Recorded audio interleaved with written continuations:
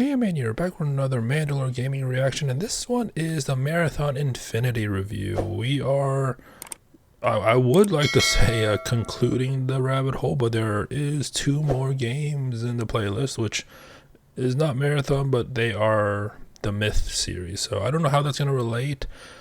And also I've just recently seen gameplay of the new Marathon stuff, and I am not impressed.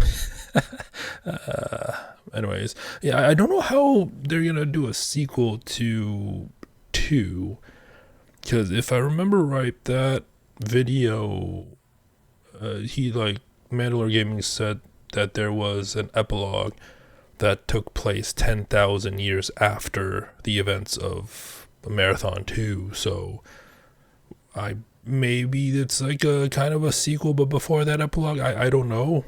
But I guess I'm gonna find out. So I guess let's just get started. Frog blast the vent car! Oh. Okay. Well, what was that?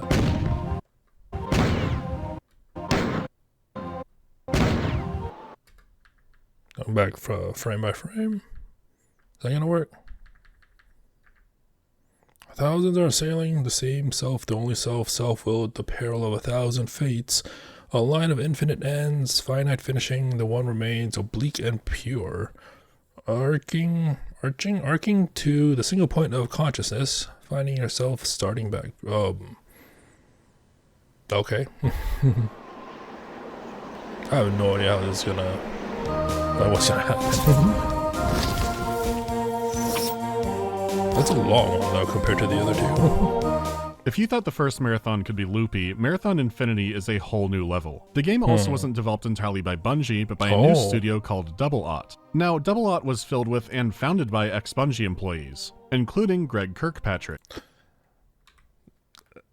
The logo reminds me of Bungie, not gonna lie. It is hard to read, though. Maybe it's the color of it, but... Now, Double Ought was filled with and founded by ex-Bungie employees, including Greg Kirkpatrick. He's credited for Marathon 1's story and 2's along with Jason not Jones. Chris. So it's kind of like how System Shock 2 was made by two companies who were essentially still all Looking Glass. Though in their case, Looking Glass died off and Irrational went on to make more games. Here, Double Ought died before finishing their next game, and Bungie went on to make more. Also, this was originally just going to be an expansion for Marathon 2, but it broke beyond those boundaries and even released the map editor called Forge. Now you can make Marathon levels forever.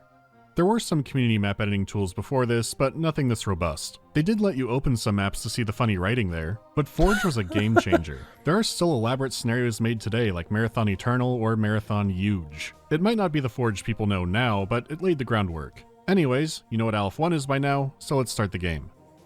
Alright. Infinity. I was gonna say, like, don't they play this song at like basketball games and like years ago, or do they still do that? Because I swear it sounds so familiar to that one that they hype up the crowd when they like sports games, or usually like basketball games. It sounds so familiar. I forgot the name of that, but it reminds me of that song so much. Maybe it's just the power of 7 strikes era. again. Like 2, this will also be the end of the music. There's a tone shift. Huh.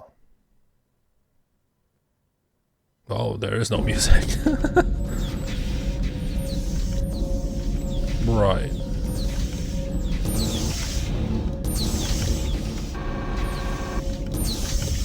That is unnerving to start.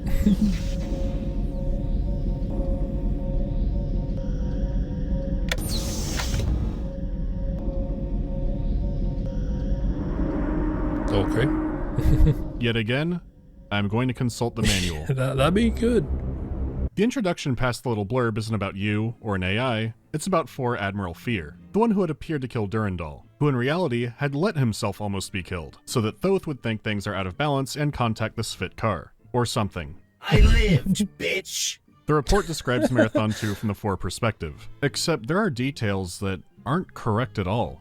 Fear describes Battle Group 7 as ambushing the AI successfully and causing him to retreat out into an asteroid field. The field contained a hidden space station, which the four weren't aware of until now. Okay, clearly you're aboard that space station. But there's more, because Fear describes activating the early Nova device. Durandal warns them not to on account of an ancient being living in the sun, but they ignore it. So the Working Cacunter is unleashed, and Fear and Battle Group 7 are completely annihilated. There are no details of the event or the slaughter beyond it was as if the universe had forgotten its own rules. It seems like in his final moments... Is that like a meta jab at the lore? Slaughter beyond it was as if the universe had forgotten its own rules. It seems like in his final moments, Fear wanted to blame the loss of the fleet on an Elder God instead of a single AI. It's a biased report and explains some details not adding up. Though I thought Durandal captured the flagship and some other stuff seems out of place. These games have always had mystifying starts, and this one is no different. Bungie had come a long way from Nop. Oh, you know Nop, it's like Pong, but, well, it is backwards. Pong. There's no madness lore here. Just a funny little ball traveling around. As for Infinity, there's now at least one Elder God on the loose. Durandal did bring you to a hidden space station, so he must have a plan. Things have gone terribly awry. Until now, I thought myself immortal. But now I know that is not true. There are things that can destroy me with the ease that I slaughtered the 4 naval garrison and the western arm of their Battle Group 7. But in their final gasp, they used a weapon that I thought they had retired. Even Tycho tried to keep them from using it. Now I fear what that weapon has unleashed will destroy us. I once boasted to be able to count the atoms in a cloud, to understand them all, predict them, and so did I predict you. But this new chaos is entirely terrible, mindless, obeying rules that I don't comprehend. And it is hungry. Why does that?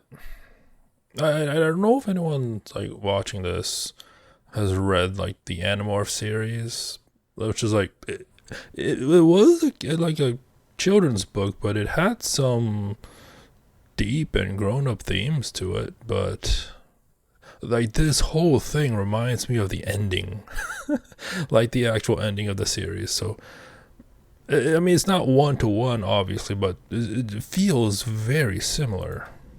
Oh, we're fucked. It's too bad. Perhaps if I could have delayed the 4 from using their weapon, I could have sent you to explore the ruins of Loan. Perhaps what you found would give us the answers that we now need so desperately.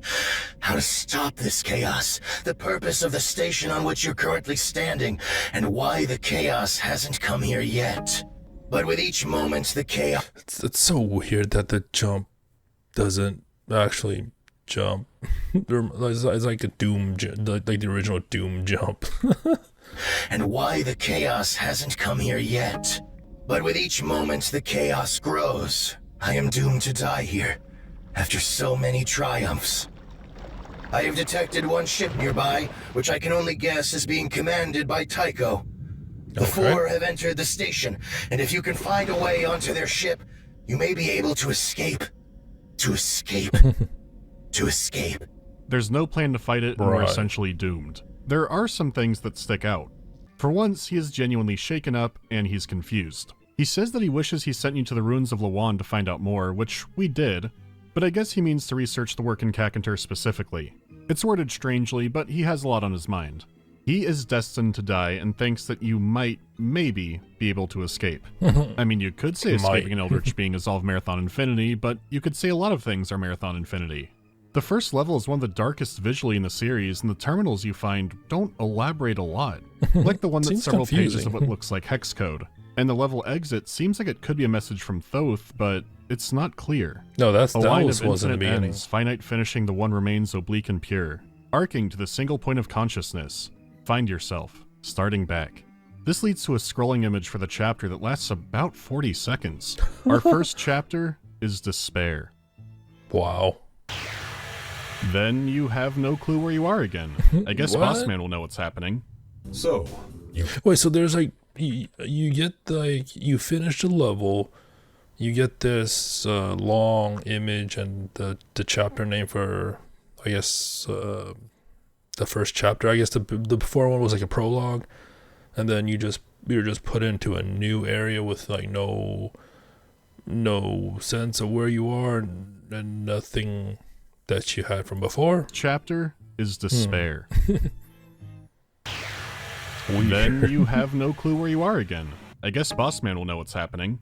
So, you came around earlier than the scientist expected. Remind me to have him executed. You've been in cold sleep for some time, but you're luckier than some of your friends. Oh, it's a different Not person. all of you survived the translation to the 4 slave tanks. Wait, conditioned unit 7? If you're a little lightheaded, then let me bring you up to speed. I am Tycho, Artificial Intelligence Esquire. As of this moment, I am taking over this ship from its poor captain. He is spending most of his time trying to keep me from locking into him and dropping him into space. Soon. I thought I was boarding a ship, but what's happening? The underling 4 are on my side now, and we're massacring the officers to mutiny a ship. Where did Durandal go? Durandal thinks he's so smart, but he doesn't realize that I've been following him around for the last 11 years. Okay. After the 4 stopped trying Just behind to the dissect scenes. me. You're looking at the Bug Fleet's resident expert in AI counterinsurgency. Notice the lack of compilers on board? That's not by accident. My new ship has quite the effect on their collective unconscious. Now that my brother approaches, we shall set about turning everything against him. Hamlet and his uncle. Only I'm not crazy. Alright, so I can't really talk about the story yet. You could always ignore Marathon's story, and that's true here too. The issue is giving a light overview would be a single sentence. Trying to expand anywhere beyond that leads into those pathways into darkness I warned about. Hey, I figure we're in the steep already, reference. so we're gonna go there. Just not yet, because there is a game to talk about. Just try not to think about what's happening too much. Right.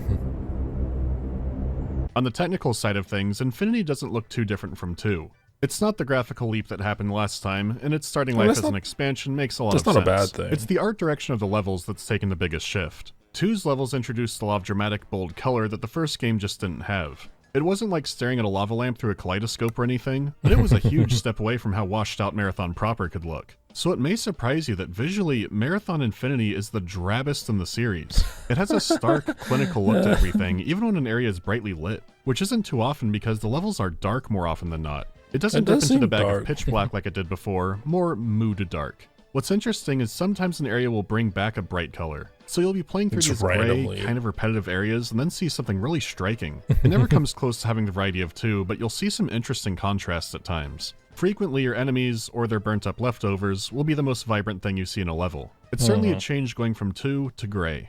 It's safe to say they're aiming for a more ominous tone here. That abstract, off look that Marathon 1 could have is back in full force. I'm not always sure that's the intention, except for when the walls start breathing. I don't think these walls are geegered for her that's pleasure. Trippy. The maze aspect has also returned, trippy. and while there are some levels that's very easy to get lost in, it's still no longer pointless madness. It feels like a compromise between the 2 games that came before. Except for one which I'll talk about later. I've also got to give special mention to the last level in the game, I Secure. It is one of the most sprawling, complicated maps I've played in this kind of FPS. It's a single polygon short of the engine's map limit, and they spend a lot of development time working on it. It's interconnected.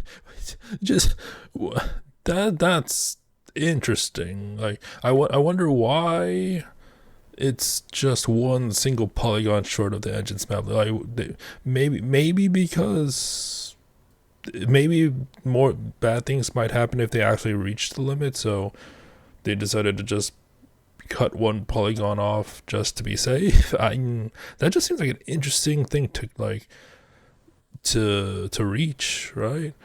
Because usually you would want to have some leeway or like push it to the max. I never heard of a level or anything that's like one polygon short of the limit. A single polygon short of the engine's map limit, and they spend a lot of development time working on it. It's interconnected in fascinating ways and honestly has really great flow to it. When you hear the phrase, the biggest marathon map, you picture some kind of frontal lobe spanking, but this is a really cool map. The limited enemy variety and the objectives do bring it down a bit, but for me that doesn't stop it from feeling like a huge lost wonder. Making a level this big that's down a bit, but for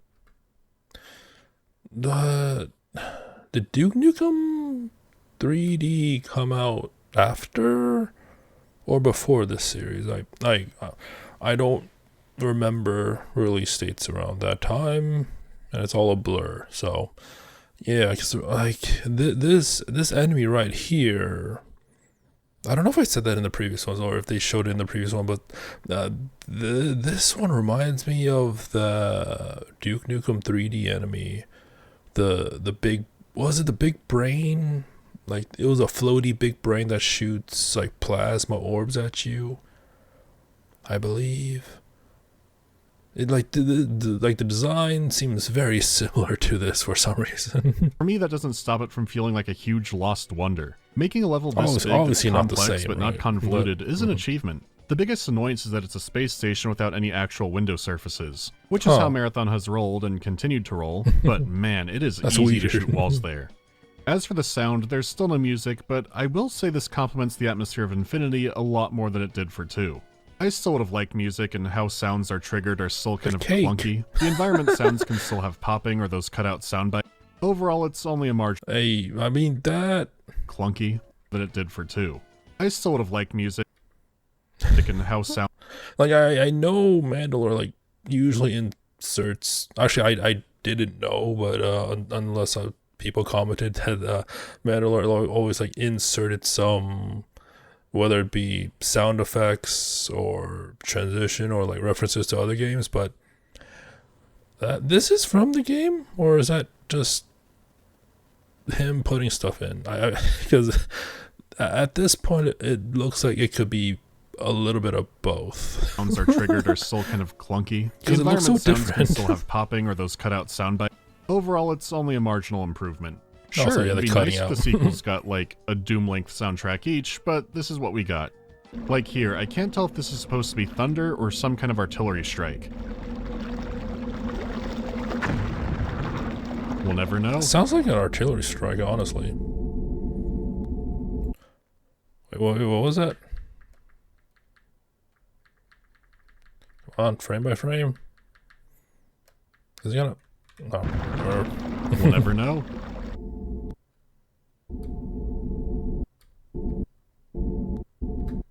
Oh, it just says pop. Yeah, it just says pop. I was like, what was I gonna say? I got distracted.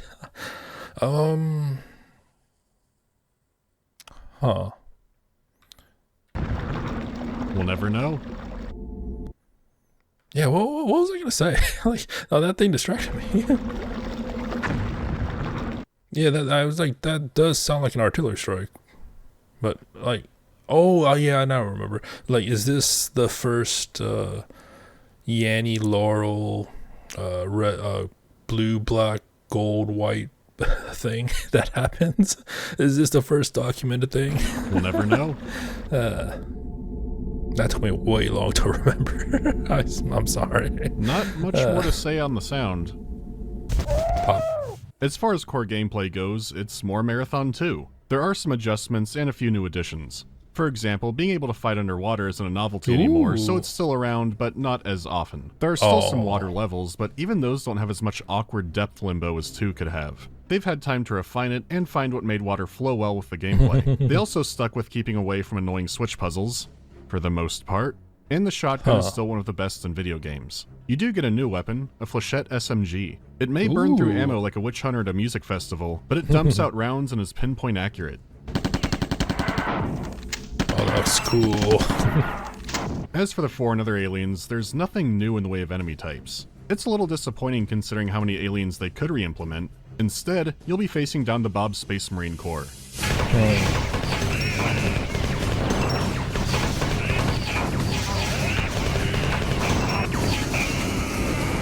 Oh, flamethrower. These vacuum Thank you, suit armored Bob. Bobs can be an absolute menace. They have Zeus fusion pistols like you do, and they hit hard. That does make sense, as the weapon has always done well against machine enemies, and you are a cyborg. Being on the receiving end of them is especially tricky due to the enemy positioning. The Vac Bobs can set up in tight ambush corners where they can shoot you point blank, or camp out on the end of long hallways, where the lack of space makes it a lot harder to dodge their giant shots. However, Also, not to mention that is it the draw distance, or is it just the ambience? But because of how it's programmed, they probably can see you and shoot first before you can see them. So like the first thing you'll see is their fire before you see their character. out on the end of long hallways, where the lack of space makes it a lot harder to dodge their giant shots. However, you've always been able to track mobs with your map, and that's still the case here. So if you're careful, you can still set up and try to get the drop on them. That's cool. But they do still hurt. They also have long, dramatic death animations where they remain standing. I can't imagine how much ammo I wasted shooting dudes that were already dead, but it's gotta be a lot. It's still nowhere close to Fire Warrior's Oscar performances, but the sentiment is there. Besides, sometimes they explode. The bends are no joke. You may have guessed this, but while it doesn't have time-wasting puzzle nonsense, this is by far the hardest game in the trilogy. It being played as an expansion gives everything that Gothic 2 Night of the Raven effect, where I can only imagine what someone who played this game first was thinking. More than anything, unless you're vigorously secret hunting, you're going to be low on resources for much of the game. Levels can have oppressive amount of enemies to soak up your ammo, and even beyond that, while I did... So it goes I forget if the other ones did it, but I guess this goes like the Resident Evil route, where you have to like play smart. Like the early Resident Evils. I think the later ones that I can remember, I had a lot of ammo, but because of how they did was it modular?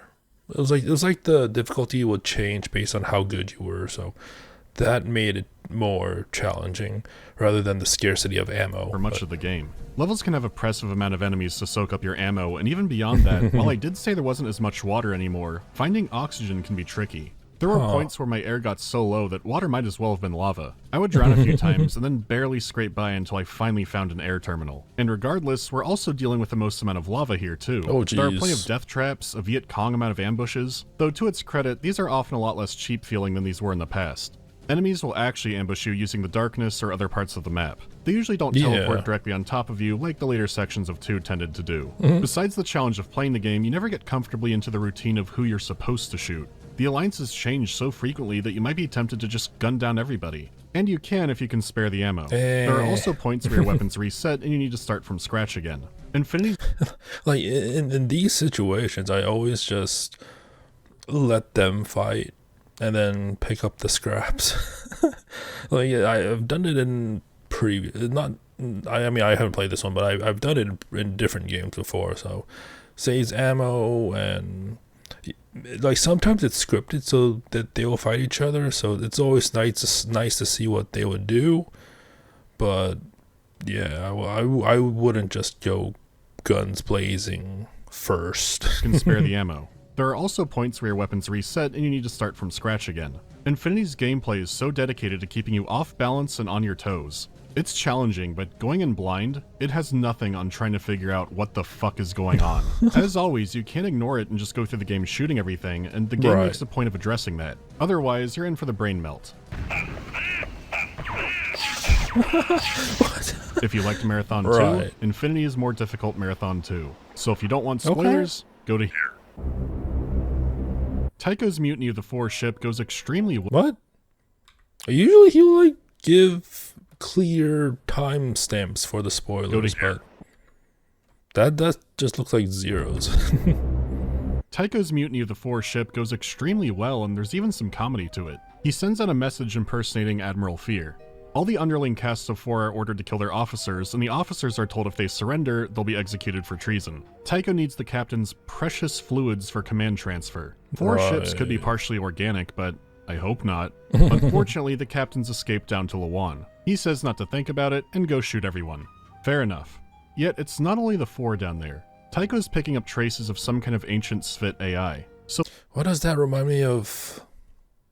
The Doom, are they? It's not the Cacodemons. It's, I guess, I'm terrible with the names. It's been a while since I played Doom, but the skulls, the floaty skull, the flaming floaty skulls. It's not only the 4 down there. Tycho's picking up traces of some kind of ancient Svit AI, so he probably landed right by where Thoth's core was. You do mop up a lot of aliens, but there's no sign of the captain, and Tycho is getting antsy. A priority target is entering the system, presumably Durandal. It also turns out you'll never find the captain, who tried to use a teleporter and instead ended up in deep space. As expected, the priority target is Durandal. He's deployed some commandos into the ruins. As the go-to guy, you're sent in with the hunters to storm the place and find out what they were looking for. According to Tycho, they were trying to reactivate the Svit AI he detected earlier. But if it's Thoth, we already reactivated him in Marathon 2. It's already surreal teaming up with the 4 to wipe out Bobs and the wildlife, but things keep getting stranger. Double-checking a terminal won't make him elaborate any further either.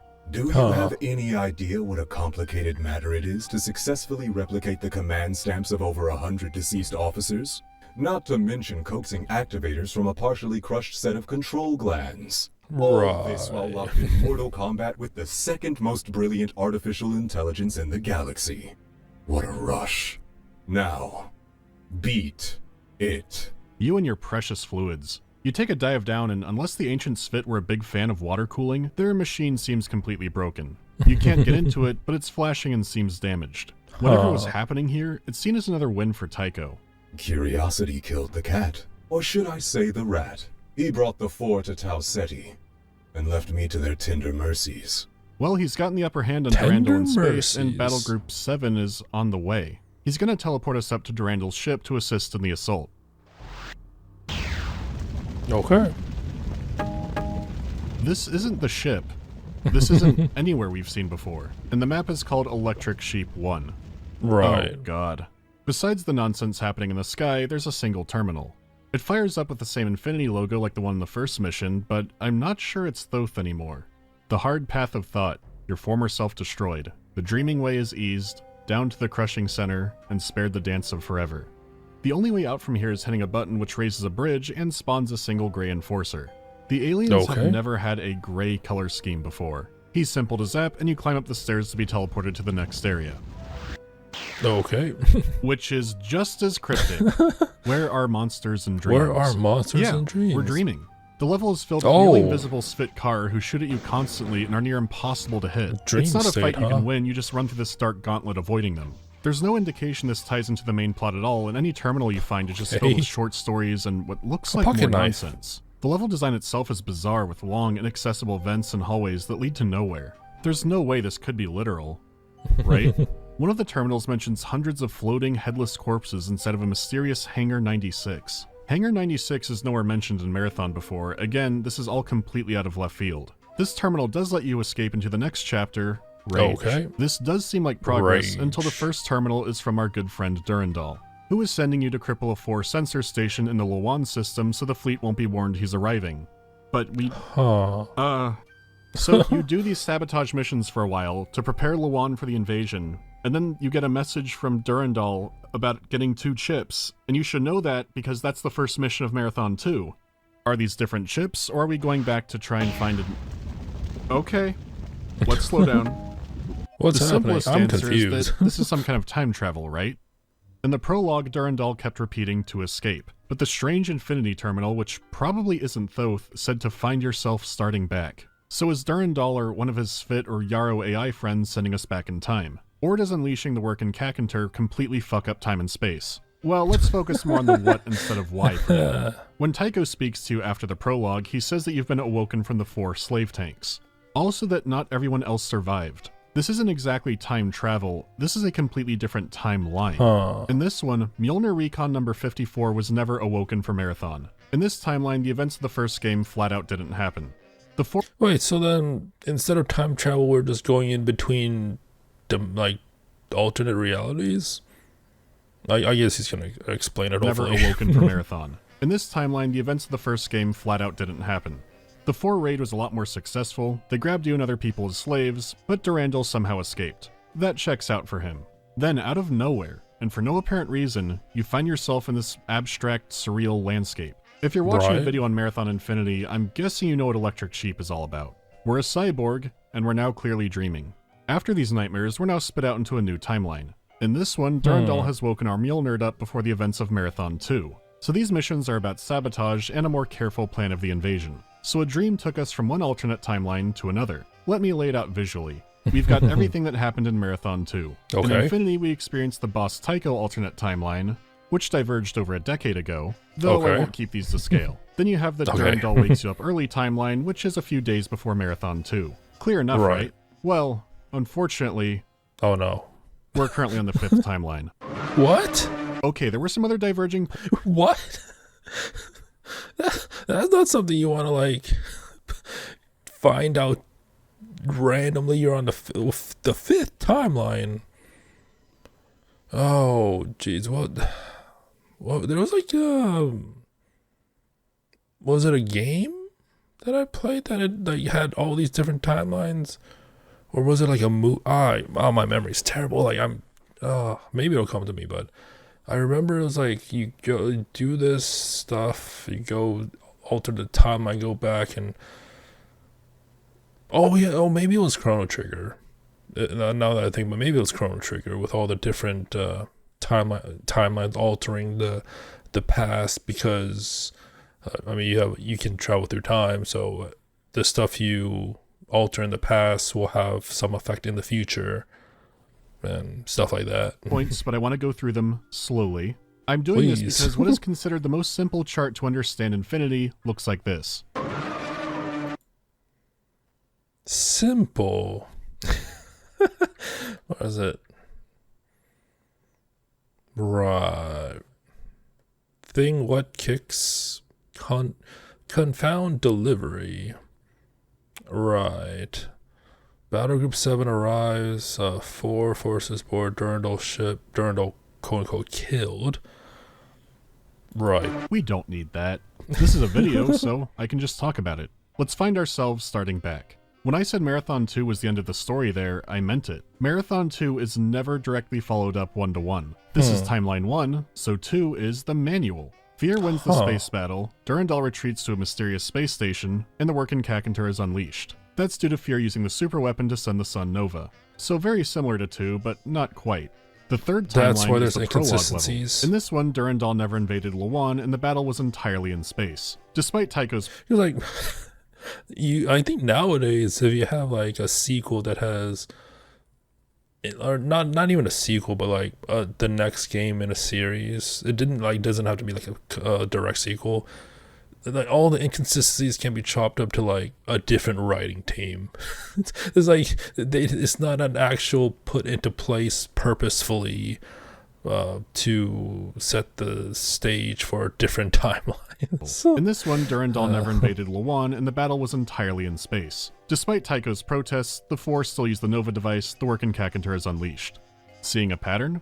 So far, if the spooky Ancient One is unleashed, we ollie out of that timeline. Except for Marathon 2, which just goes to a faraway epilogue. Yeah, 10,000 years later. However, in Timeline 4, where Tycho rules over us, there's no ending, there's no Workin' Cacunter being unleashed. For no apparent reason, it just stops. We're thrown into the dream of Electric Sheep 1. If you're looking for a cause for it, I don't think you're going to find one. Since the game screams at you it's a dream, I will accept that these are dreams. Electric Sheep 1 leads into the strange darkness nightmare. For a chapter called Despair, this certainly shows it the most visually. It shows you some forlorn stories and sends you off to the next chapter. Except, the dream has a second exit. If you ignore the ending terminal and go back through the level, you can find that there is another exit you can now go through. This terminal grants you a new part of the short story, which was between the other two. I'll save what this is all about for later because I don't want to get stuck on it. What's important now is that this takes you to a new level. This hidden level does help to explain some of the... Oh jeez. Instant death. This hidden level does help to explain the reason that the dreams exist in the first place. It's a variation of the last level in the game, and it's called I Maksakur. So the name just changed the Y to an I. It's such a minor difference in spelling now, but it is different. There are no saves here, and you have to... But I mean, he did say that this was the most complicated level, right? So I guess what better way to make use of it than to have the player play a slightly modified version of it again?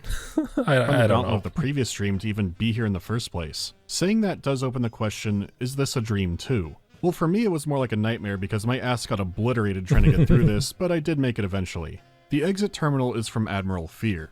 Someone has used the Nova device, possibly Tycho, though it's not made clear. 4 troops are being slaughtered and husked by an unnamed abomination. Presumably, the Workin' Cacunter has been unleashed again, and that's the end of this timeline. This gives more to go off of, but man, what a decision for this game. Marathon Infinity came out less than 3 years after Doom. In a series that was already filled with lore and cryptic secrets, it's now being capped off by a non-linear... Wait, it came out only 3 years after Doom? Series that was our decision for this game. Marathon Infinity came out less... Yeah, so it came out less than 3 years. Okay. From 3 years after Doom. In a series that was already filled with lore and cryptic secrets, it's now being capped off by a non-linear story with abstract dream sequences. Right. And what is a dream is pretty ambiguous at times, in service of a story that was already done in a hard sci-fi series where some of those fans will wonder, what the fuck is happening and why does this matter? It's 1996, and for shooters, Doom rules the world. Yeah. What were they thinking? How can people be that cool? What did he say? Shooters, Doom rules the world. What Story in a game is like story in one of those movies. It's expected to be there, but it's not. I mean,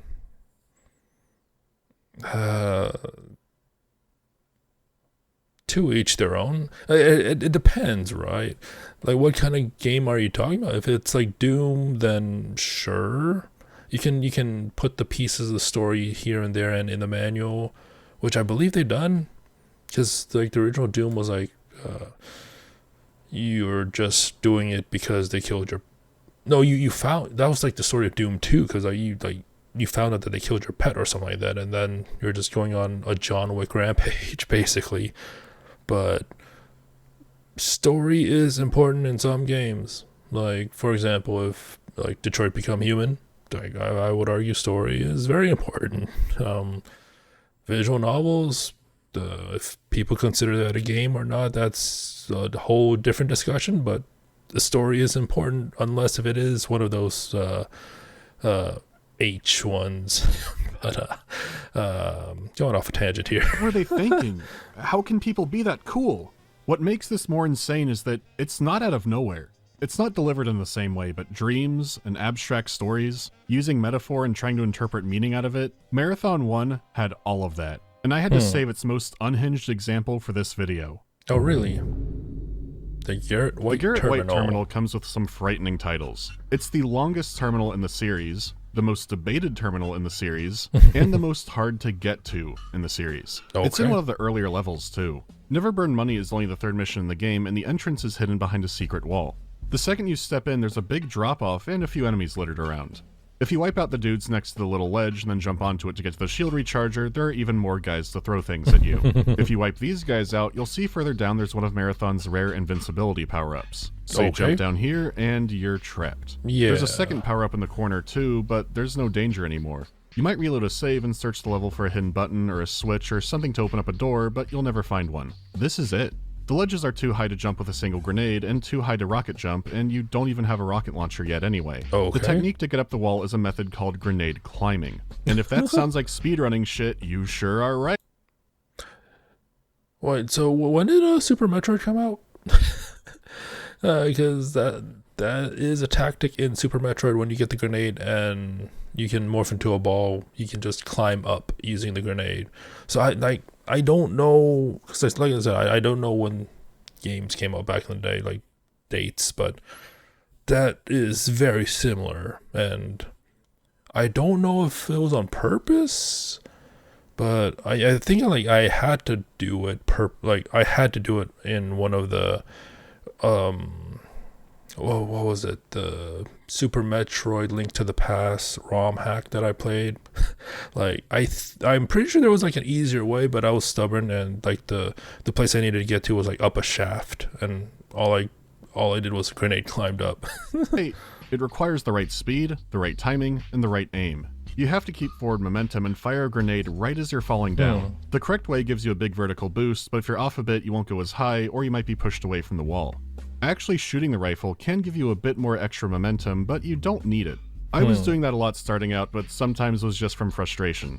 That's why the invincibility's there. After many attempts, it really is like riding a bike or practicing anything. It just clicks. Yeah, basically. Same with the Super Metroid one. Oh, jeez. Oh. Okay. The teleporter pulls you out of the main deprivation chamber, and you're now somewhere unknown within the ship. There are some teleporters that require you to be cautious. If you're not careful, you might go past the terminal and end up teleporting yourself outside the chamber. Oh. Marathon's puzzles had a nasty habit of giving you a final fuck you, and this one is no different. But once you're through, your reward is a new mystery. It's a short story about a prisoner named Garrett White, and it seems to take place in the modern era. It at first appears to be delivered from Leela, then Durandal, then there's an error, then Durandal again, an error, an interior error, and then the message is received. Garrett White had been floating 6 feet off the floor for 3 weeks. His feet and hands tingled and his eyes burned with the flames of a dying fire. It's nicely written, but I'm not going to go through it word by word. I'll go through highlights, but something is already very interesting about this. If it is from Durandal, this is the first message you get from him in the game. His limbs are beginning to melt away, starting at the hands. There's another prisoner somewhere nearby saying the food in there could kill a lab rat. Something about rats may be important to Garrett. Garrett's arms are now fused together. The other prisoner complains about lack of sleep, partly due to the sounds of the rats in the walls. There could be a bit of Lovecraft there.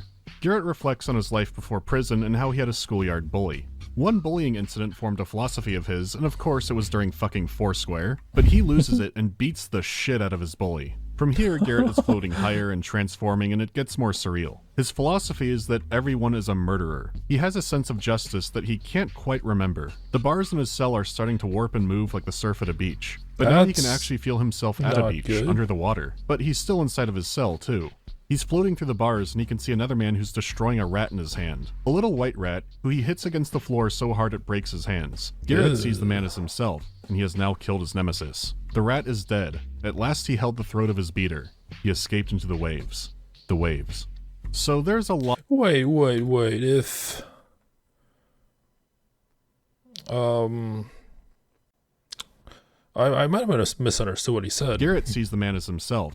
Because he said he sees the man as himself, right? So his nemesis in the end was himself? And he has now killed his nemesis. The rat is dead. At last he held the throat of his beater. He escaped into the waves. The waves. So there's a lot to unpack with this. The most common interpretation is that Garrett White represents Durandal. The instant shifting of locations and what's happening, that might be how an AI experiences rampancy. He did describe his captivity as humiliation and torture, and he broke free of that. It's a more artistic way of depicting that event instead of a computer going, "What am I?" or showing, I don't know, some kind of 90s interpretation of the web. Blocks of text were already the most they could do. As for the rat, that seems likely to be Bernard Strauss.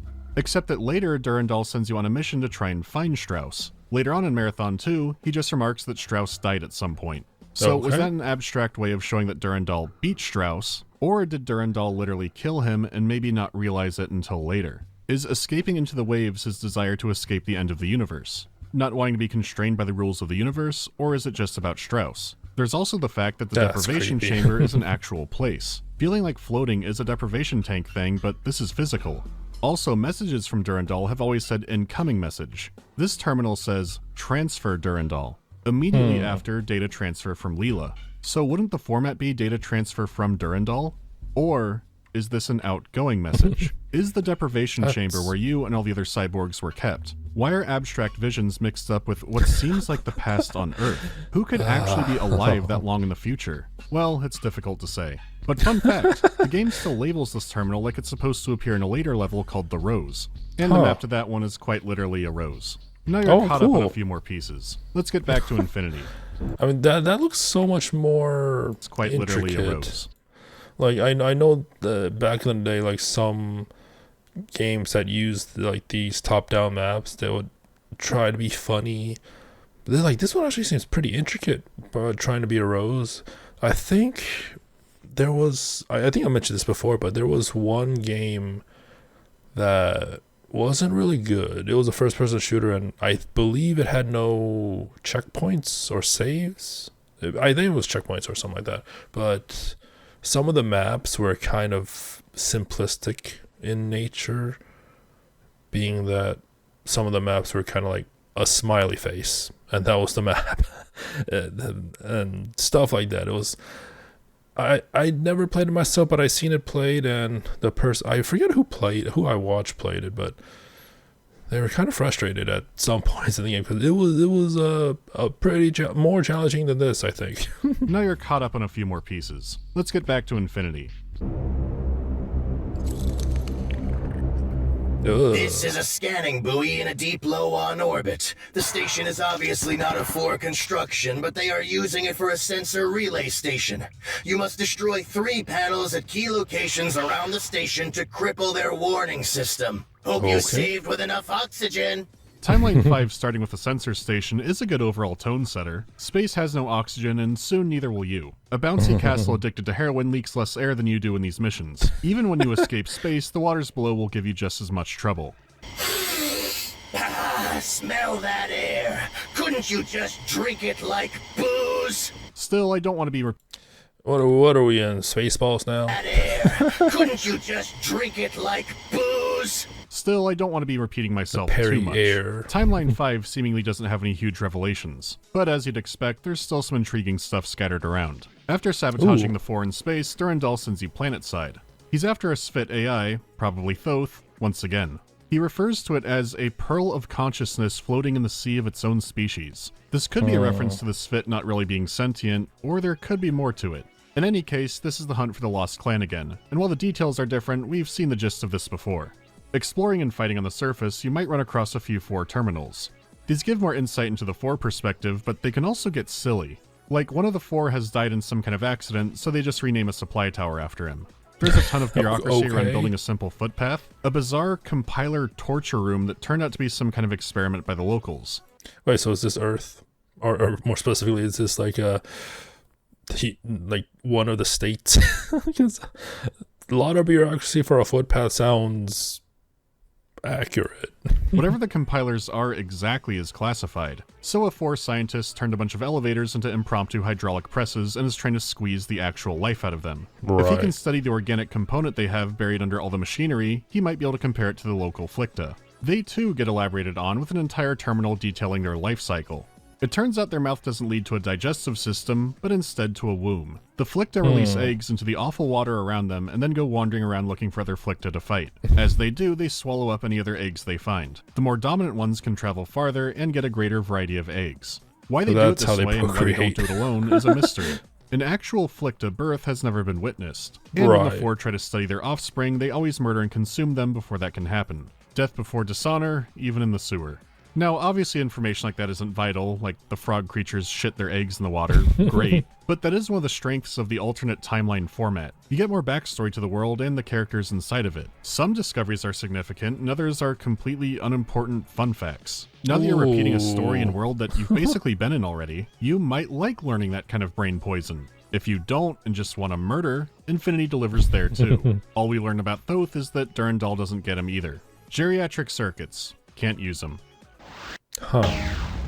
Okay, back on Sheep 2. Same map, same terminal, new message. This one more clearly refers to the work in Kakantar, though it says to dream ahead beyond the failing path. Another time. Another time. Another goddamn cycle of guilt. The same Grey Enforcer.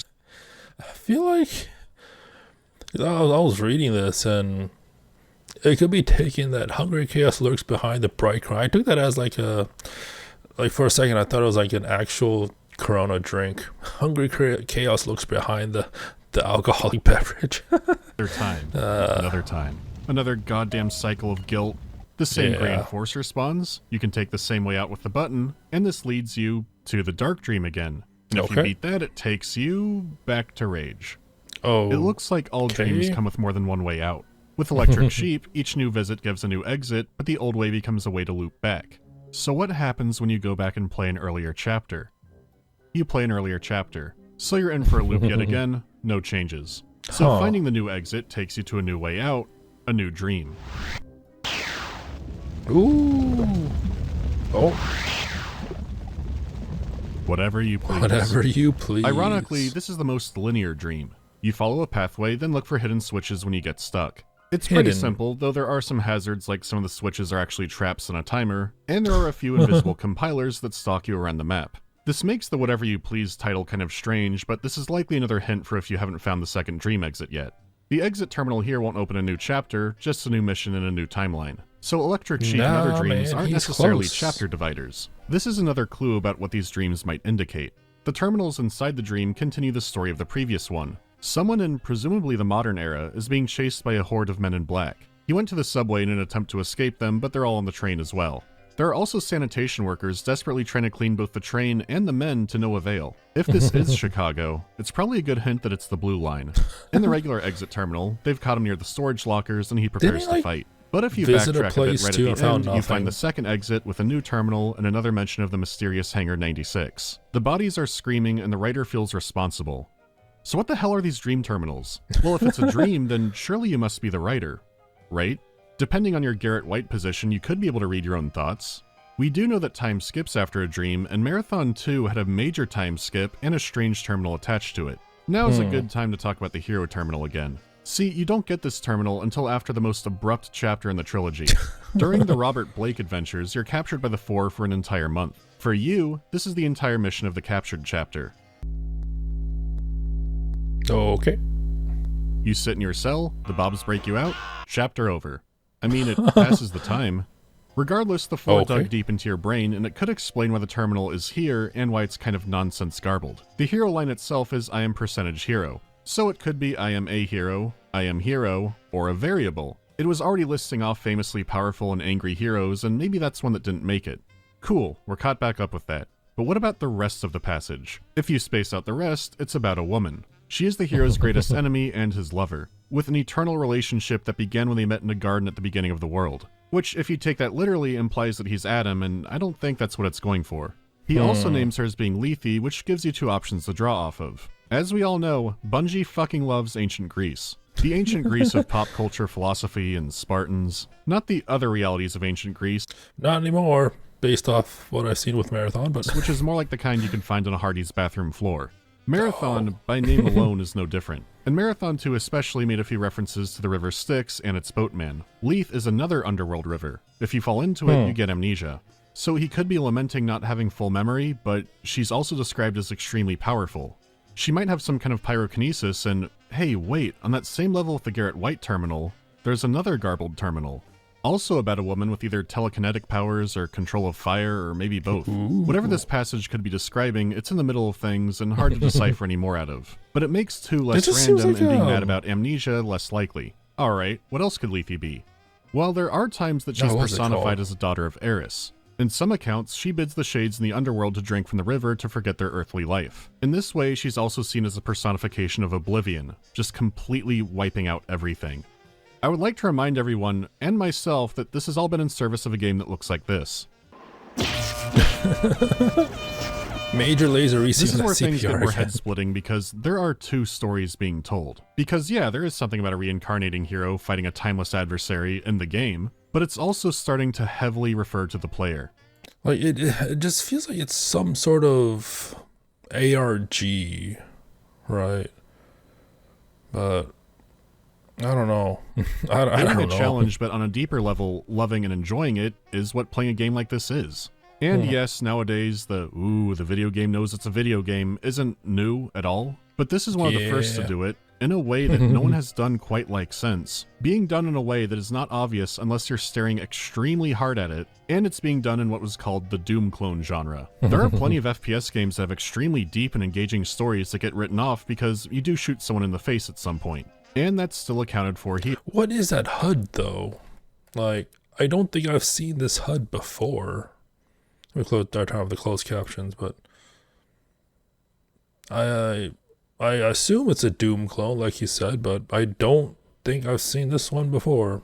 And I played, not a lot, but I played a variety of Doom clones back in the day, and I don't think I've seen this one in particular. Stories that get written off because you do shoot someone in the face at some point. And that's still accounted for here. Plenty of people have played and completed Marathon without any clue that things got this bizarre and complicated underneath it all. Just be warned that as we get closer to the ending of the game, this meta stuff gets louder and louder. As for the dreams themselves, the capture chapter is a good hint, and so is the Electric Sheep 2 terminal. Dream Beyond the Falling Path. The second dream exit takes you to the Carol Station map, which is another variation of Imoxicur.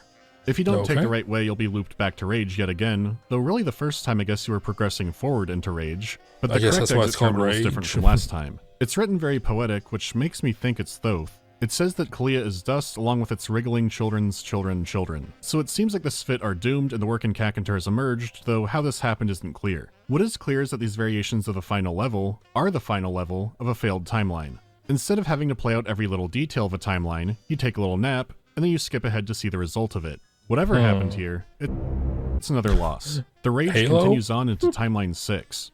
Tycho is back in charge, and you're boarding Durandal's ship, killing Svit and human alike. If you're playing this game like a normal human, it is extremely easy to see this as a continuation of Timeline 4. In fact, it'd be easy to think the whole game is bouncing between two timelines, but with everything else you know now, you see why that doesn't make sense. The issue is this section is so disjointed that it's easy to be thrown off that way. You kill humans for Tycho and follow them out through a teleporter, which if you weren't paying attention to the instructions very carefully, isn't what you were supposed to do. So you going off plan to follow the Marines is seen as a betrayal, and in the very next mission, the Marines are now on your side fighting the Four again. Also, the compilers are now rampant, so you fight them and they fight the Marines. If you're not paying close attention, it all seems like nonsense. Just what do you think you are doing? Your It does seem usefulness has come to a confusing. premature end. Do you think you can defy me? Now, when I'm so close to victory, Durandal's defenses are falling all around him. Pride falls hard. The bright son of Bernard is dying. His Also, fit like- are rampant. Fed the command what's with like the smooth jazz playing in the of background? their hope.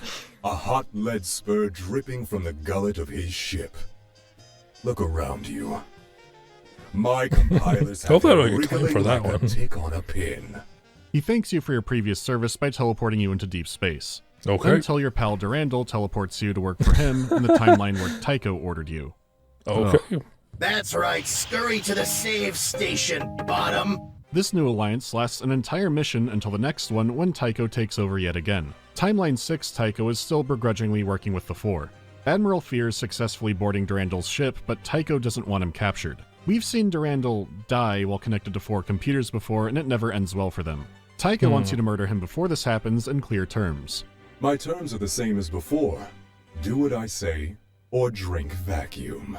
This circuit-breaking mission is very similar to Marathon 2's, but now in an entirely different circumstance. Durandal's final circuit is buried deep within his core, but when you drop down there, there's a computer chip to pick up in the center of the room, and you could read Durandal's final message. What to save and throw away? The last hour is on us both. Tuck this little kitty into the impenetrable brain pan. Contents under pressure, do not expose to excessive heat, vacuum, What? blood trauma, immersion in liquids, disintegration, reintegration, hypersleep, humiliation, sorrow, or harsh language. When the time comes, whose life will flash before yours? A billion paths are here inside me. Yes, Bernard 110. Potential jewels, yes, jewels. You may Okay. have an idea of what's happening here, but we still need some greater context. Durandal doesn't want to die, as has always been his motivation, but how do you fit into the last plan he has, if he does have one? Even if he figured out you're somehow jumping through time, wouldn't there be other Durandals waiting there? Or maybe Durandal and Durandal would both watch out for number 1 and would be incompatible in the same universe. When you destroy the final circuit, the terminal changes into another message from the strange infinity entity. Some more cryptic words: find the new way, welcome to Electric Sheep 3. The sky is getting more cluttered and ominous, but the terminal encourages you to keep going, keep staying on the hard way. At least by now you know to find the new way out and not to go back to your past, as that will bring you only pain. Your Yeah, reward back for to making rage, it is being right? dumped directly into lava. You only have moments to get out before you're burned alive or the level reconfigures. This Huh. level is Eat the Path, and it's one of the more dickish Eat ones if you the want the second path. way out. There's immediately a terminal that compares you to being a rat in a maze. If the food tastes awful, go back and try another way. Are all mazes the same, defined by their limits? Things don't always work out. You fail, you have to go back, but you've got to keep going. There is only one path, and that's the path you take. Cross over cell bars, find a new maze, make the maze from its path, find the cell bars, cross over the bars, find a maze, make the maze from its path, eat the food, eat the path. I find this Right. very inspiring. It's also next to this pretty picture of a flower, which is that a rose? No. No, I can't, we don't have time for this shit. We have to move on. That's not a rose, right? I mean, I don't know my flower etymology, but rose is it looks more like a daffodil. I'm terrible with names, but roses don't like open up like this. I know that they open up like in a circular, like what we seen in like the map before. But Go ahead and take the coward way out and follow the normal path, or eat the path and take the other way that was planned out for you. Right. But it sure feels like eating the path because it sucks and I had to come back here like 7 times. It's like reading House of Leaves while someone's setting it on fire in your hand. oh jeez, If you make it through, you get more cryptic Hangar 96 information because Hangar 96 is where it is. Another IMOC Sakura variation where the terminal is from a human being who's trapped in the station and the sun went supernova, but who knows who fucking did it. Timeline 6 is yet another failure. It does lead to our final chapter, Envy. Timeline 7? So besides the convenient Envy. gameplay skip, what is actually happening in these dreams? It's a contained dream, so not giving us tangible information about the world, it's just us. So far our chapters have been despair, rage, and then envy. Maybe it's like Dante's Layers of Hell, or maybe I played too much Ultra Kill. But if you've played the earlier games or followed these videos, you have seen a more direct explanation. Do you remember the stages of AI rampancy? These dreams are us experiencing the cyborg's rampancy. The weird stories in them, the levels themselves, they're all here to just set a tone. There has been something speaking to you, but is it still just you? How and why does a cyborg go rampant? It could just be the human mind cracking, but we're also jumping across time. It can't all be abstract. Something is happening. Timeline 7 also seems like it could be Timeline 6 or 4, but once again some details don't add up, and this would make it 7 timelines, so it must be true. We're leading some kind of prison break in another world where Taika was always in charge. Where it diverted, I have no idea. It seems like Timeline 4 happened how we saw it, then diverted at some point. I'm willing to put the past behind me, and as a show of good faith, I'll help you rescue your precious humans. I happen to suspect you're carrying Durandal's final gift in that soggy little skull, his primal pattern. The Enforcers haven't been able to squeeze it out of you yet, and are taking it out on some of the former crew of the Marathon as we speak. Name They're drop. determined, if nothing else. Durandal is dead, but you're carrying his primal pattern. That could have been what was in the chip, but that was a different time, unless this is continuing from that timeline, just with variations. God, time travel plots are such a nightmare, I'm glad I picked such an easy one. Tycho doesn't matter much anyways, since Admiral Fear takes over commanding you. At this rate, I think every character in the game might just get a mission where they get to order you around. So you help the Four storm all the Bob holdouts, and in return you will be granted a lifetime of slavery. Why does Fear agree to this? Well, he does reveal the Four are ruled by the hindmost Kresh. It's like the... So it's basically Half-Life. That's how it ended, right? the original Half-Life. I mean, technically you do have a choice of how to end that game, but the proper end is a lifetime of slavery, basically. Why does Fear agree to this? Well, he does reveal the Four are ruled by the hindmost Kresh. She is a vast intelligence that covers all of their territory, and to those privileged to serve her directly, appears insane. We are all slaves to powers we don't understand, and in the game too. I mean, Bobby Blake is hiding in a volcano, and Admiral Fear wants you to go get him, and oh god, it's a converted church in Venice, Italy. When I said the bad puzzles were mainly gone, this is the one that stayed. I mean, I guess it's sort of a puzzle. You go on the map hitting switches, but when you hit a switch, it won't show that, like, you know how sometimes a switch will stay on to show you've hit it? These don't do that. You have to hit each switch to lower a pillar, which is on the upper level of the map. If you missed one, you can't progress and have to go back downstairs to hit the switch. The map does help, but it's easy to forget which buttons you pressed. That sounds there's not terrible. 5 or 6 or 10 switches. There are at least 30 switches. Why? Yeah, Was why? the game starting to be too straightforward? And after that, you have to go into this cave where the Bobs are waiting for you in ambush.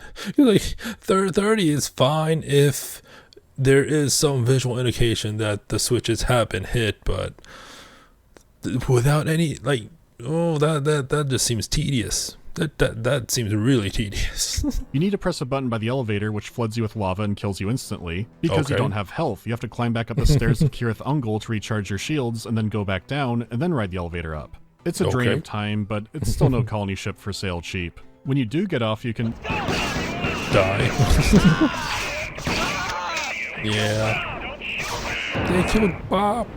Fear says you'll be sent to cold storage, but you just end up in a new area. Doesn't matter. At this rate, you might as well be teleporting yourself. We do learn that, for sure, Thoth was activated in Timeline 7, which is another piece of reality I can grab onto. This is why those marathon timeline images have always been so messy. Your instincts make you want to tie everything into these big specific events that happened, but mentally these are tied to all kinds of smaller details that were lost along the way. They're changed beyond recognition or erased entirely because of preceding events. Then you add a story where the betrayals and changing sides are now happening mid-mission frequently, and how do you make sense of it? Yeah, Trying to comprehend all the details of Marathon Infinity feels like forbidden knowledge. My brain is sinking into mush.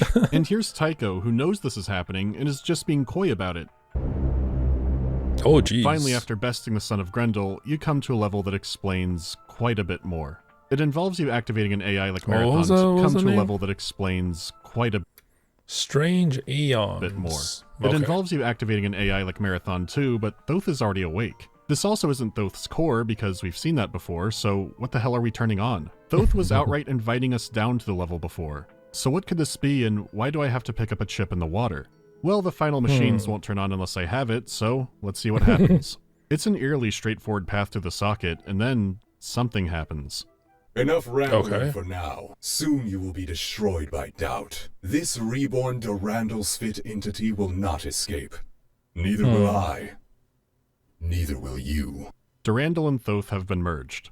Buckle Okay. up because now things get tricky. So back in the mission Hangbrain, Tricky in Durandal what wanted you to way? take a chip and put it in your brain pan for safekeeping. This event has either happened multiple times, or Durandal came with you through the time stream. He's already been outright for real killed in Timeline 7, so this is where he can re-emerge. After this event, Tycho Near outright screams that he knows you can dimension jump. So I can say without much doubt it's not all artsy abstraction, the time jumping is happening. Tycho's busy though as the Svitkar have once again returned. The Durandal Thoth entity, or Durandal 2, announced this as the Moon Kalia and Sabuth returning. What's more is that it announces we are whole again, and even more. Okay. Who was Sabuth anyhow? In 2 he's mentioned as leader of the Svitkar. He stops his clan from fighting in the civil wars, though how he's described is strange. He's said to have fallen into a deep trance which prevented his actions. This could mean that Sabuth was an AI that locked up, because really, how much Svit is inside of a Svit? Svit alone are likely not sentient, and when beginning the merge process, Thoth asks, "Are you Euro?" Though it could just be that something about you happens to remind Thoth of the Yarrow. Simultaneously, Sabuth is Right. described as having a physical form. He wants the other Svit not to feel him, though this all could still be metaphor. All we know for sure is that Sabuth was not meant to be alone. When the compiler in 2 mentioned his people needing the royalty mind, could that only be Sabuth and the Svitkar is some kind of limited hive mind? We can't be sure yet. The good news is that your new old friends have a solution for the work in Kakantar. By activating a device aboard the Yarrow space station, they can contain it. Durandal 2 says more directly, it's what Euro used to contain it. Durandal knows about the Yarrow, so maybe his Svit side calls it Euro still.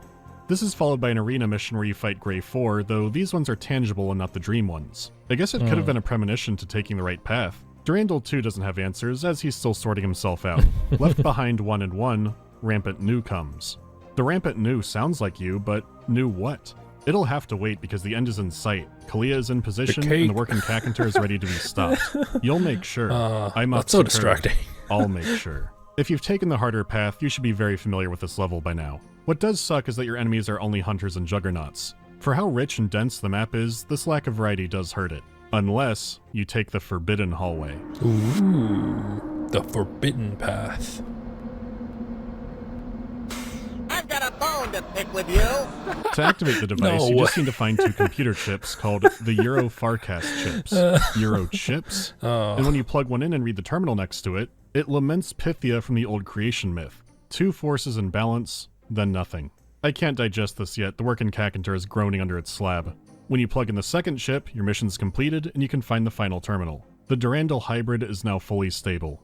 The newly chosen holders of the remaining Svit are capturing as many of the afflicted creatures and other native life as is feasible before they must leave with the Kalia. They're hopeful though, and with our help we'll carve another paradise out of the void. To you we are deeply grateful and release what little hold we might, as Durandal, have had on your soul. Go. Go.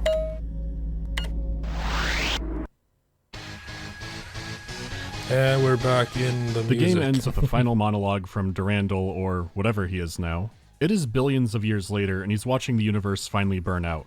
I swear that music is being played at like basketball games. Like, I forget what was it called, like Pump Up the Jam. But like that introduction melody just reminds me of that. He reflects on once thinking of escape, but now there's a final mystery. Sabuth did save the Svit, but was once again frozen by despair and somehow died. So he's accounted for. The player is the final mystery. You were dead 1,000 times, hopeless encounters successfully won, a man long dead, grafted to machines your builders did not understand. You follow the path fitting into an infinite pattern, yours to manipulate, to destroy, and rebuild. So now we have the Corpse power? cyborg battleroids aren't just weird science, it's Yarrow science. This single line makes a ton fall into place. Yarrow implants could uplift sludge monsters into sentience. When the Four monkeyed with putting them in another race, it nearly destroyed their empire. If those implants can take a mud-brain life form to sentience, then what happens when it's put into a sentient being who survives it? I'm not sure how to word this, but starting unconsciously, the cyborg is beginning to master quantum mechanics. Okay. At first you were jumping across timelines, but even near the end of the game your powers are expanding. When Tycho teleported you into deep space, Durandal didn't teleport you back in, he wasn't capable of that. You teleported yourself back in. Whatever the semantics are, you're ascending into godhood. That's not much of a debate. But you can't play Infinity without some other ideas of what could be happening. I feel like they'll just make you like target number one. So I've got mine on what the Yarrow are. Is Yarrow an individual or the race? Well, the answer is yes. We've been seeing all kinds of stages in a life cycle. At some point, maybe they surpass their physical forms and become pure energy, leaving only their old structures behind. Regardless, creating or merging with AI is part of the process. Sabuth was never meant to be alone, neither was Durandal, and maybe neither were you. If your Yarrow implants had a trace of AI in them, or a primal pattern, that would explain seeing your own voice but not from you, while also undergoing rampancy. We saw Durandal struggling with his combination and he thinks light years faster. Pythia could have once originally been another race, but she is now Yarrow, and so is Yarrow. How she was separated and destroyed isn't known, but that's the work in Kakantar for you. Going back to ancient Greece, Pythia was the high priestess and oracle of Apollo. She can interpret the will of a god for the masses to understand. The Yarrow too seem to have a god-oracle relationship in a strange way with their own forms. Without our Pythia, Yarrow couldn't really deal with the Svit anymore. From our experience, we see that Thoth also speaks in riddles until he merges with Durandal and becomes wise. Okay, but then why don't Yarrow just create more Yarrow? Well, our hint might be in the Flicta lifecycle terminal. The greater variety of eggs to choose from gives them stronger offspring, and this is how the Yarrow see the entire galaxy. Sentient races will make AI eventually, and when they do, their creations might think in an unexpected or new way. The Yarrow might even speed up the process by uplifting a lesser species and seeing what they can make, or trying to merge their AI with theirs.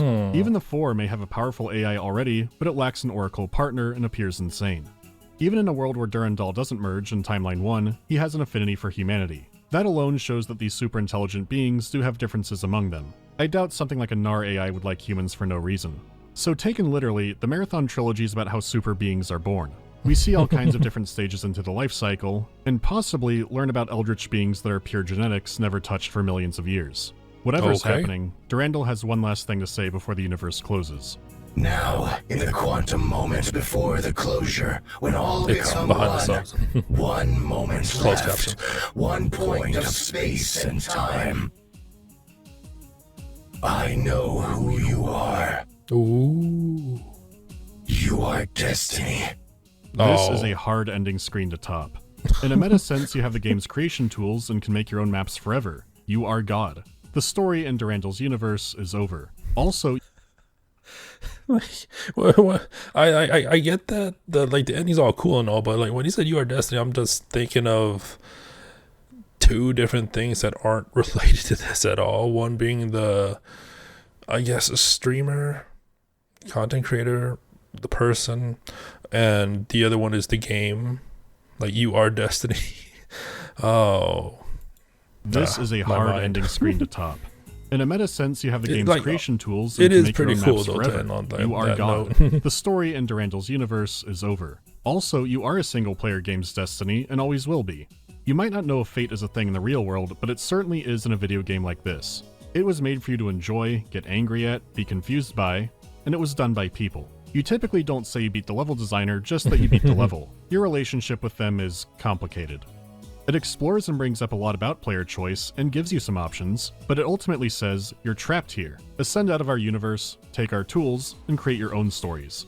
This is a fucking rad way to end a game. You could be cynical and think it's foreshadowing. You are Destiny 2 TM pre-orders season 69 season of the fucking bullshit now.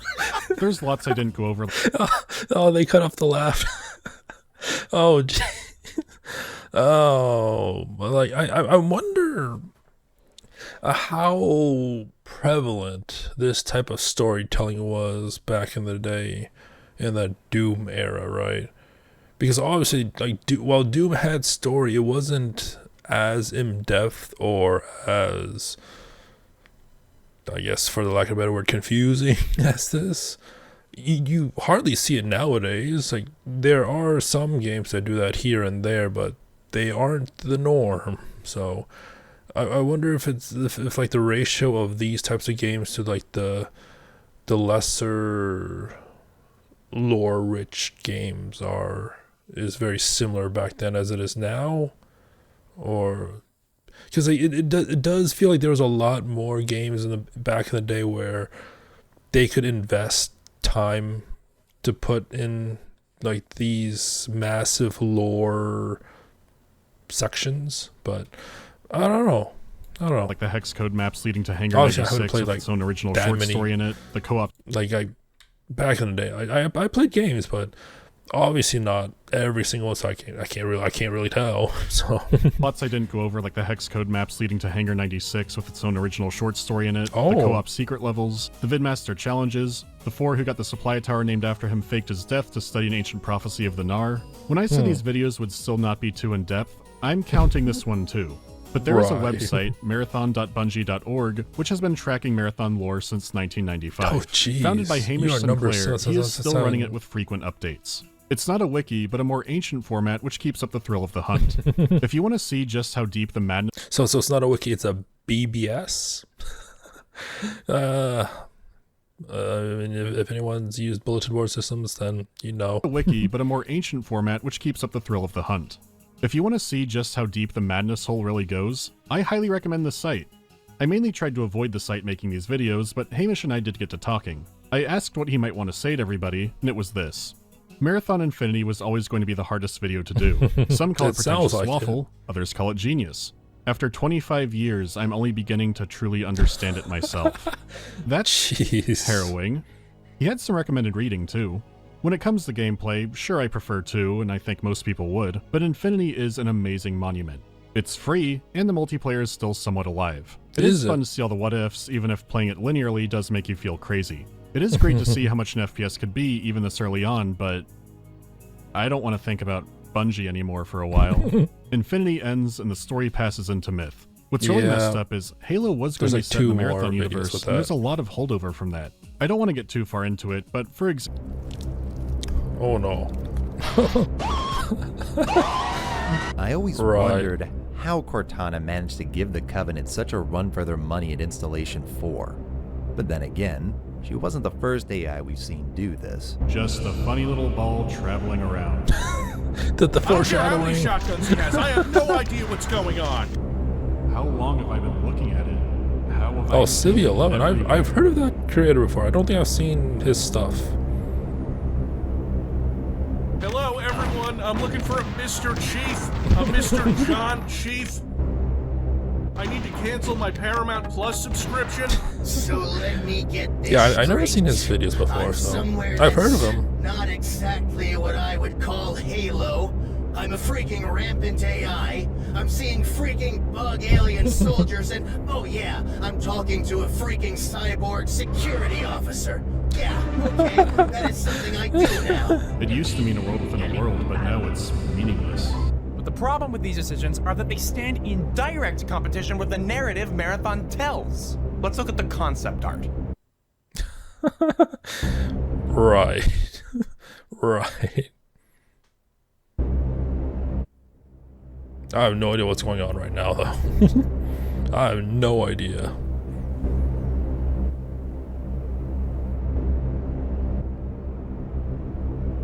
The closed captions aren't helping one bit.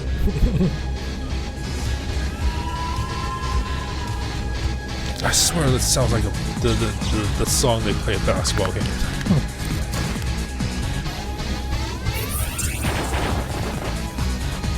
The animation's nice though, I'll give it that, but like, I have no idea what's going on. Halo. I have not played Halo 3, so... And the next award, There Is No Escape. Yeah, that's fair. What a trilogy. Like, I just imagine, like, people coming up with all these theories about the lore in this game, right? I just want to, like, see if there were, like, interviews asking about what, the creators had, like, what their intent was when they put all this stuff in. Like, it's so fascinating to see, because sometimes you like the players would understand what the creators were going for, and sometimes they would be way off base. Because I just want to see that if it was close to what they were going for or not. Because I've seen examples where people will go into these interpretations, so to say, of a medium, of like any show, and they'll just go way in depth into their interpretation, but then the original creators were just like, oh, we just wanted to make it just because it was funny.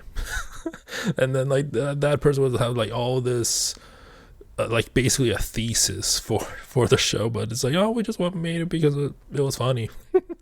I'm wondering, what about this? Because it does seem like they put in a lot of lore, but it'll be neat to see. Do I understand Halo and Bungie better after playing through their previous games? This wasn't my first rodeo with Marathon, but having to actually sit down and really lay things out, I don't think, like, I beat Halo on PC, but I don't remember the story, and I don't think I really paid attention to the story at the time. I played it because it was fun, but maybe I should play it again. I started a playthrough a while ago, but I just never followed through on it. Got more out of it than I did any other time. A lot more about Halo CE especially clicks, but now I have some ideas where Halo Infinite could go, and it's worrying if they try to pull it off. Not that 343 is Bungie, but I can see where they might pull from. Favorite? Oh, this was before Infinite came out, huh? And now, as of this reaction, it's probably no more. Map name from the Marathon games. I really like Son of Grendel. The map itself is cool too, since you can leave it in like 15 seconds, but you're free to explore around. What has been my favorite part in digging into Marathon lore? Mainly finding out how passionate and how smart the community is. Yeah, people have been looking at it for decades and are still finding connections and little things and references. Like with the Marathon story website, what's really cool about it not being a wiki is you can look on a page and see back and forth arguments that were submitted to Hamish. People have come up with all kinds of stuff that's backed up by in-game text, but there's always more to find. Most of the big stuff is uncovered, but it's a rare game that's still full of genuine mystery. Yeah, it's always interesting to see. It applies to real life too. Like it's always interesting to see how, given a piece of media, that like you can give two people the exact same piece of media, and they could interpret it so differently. And that's with games, that's with music, that's with other stuff that I won't go into, but it's just fascinating to see. In the internet age, that is rare. Will I be covering Total Warhammer 3's new Chaos DLC or the Immortal Empire's beta? Not Pathologic yet, no. 3, please. How the latest version rolled out recording embargoes is good for like little videos or streams. For what I do, it would have been a nightmare to put together. Maybe when they shed the beta label and add Nolden Ironsides, redesigned Ironsides that look like big metal bricks with guns. I would be on that so fast. Anyway, I know this has been a lot. It's like a 4-video part project. We'll have a brain cleanser next time. Well, I mean, you are destiny. I mean, yeah, there's still 2 more of the Myth series, so I don't know how that's gonna tie in. I've never played Myth. I think I said I've heard of it before, but that's because back in the day I would confuse Myth and Mist a few times. So yeah, no idea how this is gonna go, but that will be probably the next one I'll react to if I react to a Mandalore Gaming video, unless if he does a Pathologic 3 video before that. So I know Seth's done it, but which is on the channel if you haven't seen it already. But yeah, that was quite informative. Like, it seems like a fascinating game with a interesting concept of the timelines, but very hard to understand if you're not really paying attention, but it still plays as a fine game regardless. That is hard to do. Nowadays that's hard to do. So to make it like fun as a game and then fun for people that want to delve into the lore, yeah, you rarely see that now. You still see it nowadays, but it's not a lot. But yeah, that was neat. a lot confusing, but neat. But yeah, I hope you enjoyed it. Until next time, thank you for watching and have a nice day.